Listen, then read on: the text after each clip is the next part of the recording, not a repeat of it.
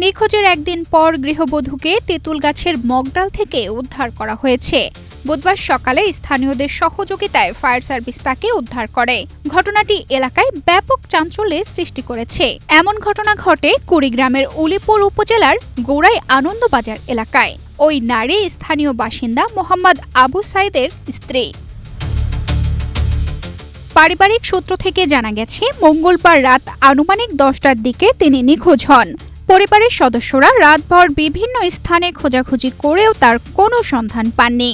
বুধবার সকালে বাড়ির পাশের একটি পুকুর পাড়ে থাকা উঁচু তেঁতুল গাছের মগডালে তাকে দেখতে পান স্থানীয় লোকজন। প্রত্যক্ষদর্শীরা জানান, গাছের উপরে কখনো বসা আবার কখনো শোয়া অবস্থায় ছিলেন তিনি। এ সময় তাকে কিছু খেতেও দেখা যায় না। খবর ছড়িয়ে পড়লে ঘটনাস্থলে উৎসুক মানুষের ভিড় জমে যায়।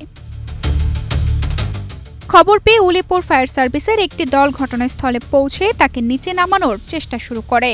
তবে প্রথম দিকে তিনি নিচে নামতে অস্বীকার জানান এবং পানিতে লাফ দেওয়ার হুমকিও দেন। পরে পরিবারের সদস্যদের সহায়তায় ও ফায়ার সার্ভিসের কৌশলী প্রচেষ্টায় তাকে নিরাপদে নিচে নামিয়ে আনা হয়। কুড়িগ্রাম ফায়ার সার্ভিসের উপসহকারী পরিচালক মোহাম্মদ এনামুল হক জানান, সকালে গাছের মগডালে এক নারী অবস্থান করছেন এমন খবর পেয়ে উদ্ধারকর্মীরা দ্রুত ঘটনাস্থলে যান।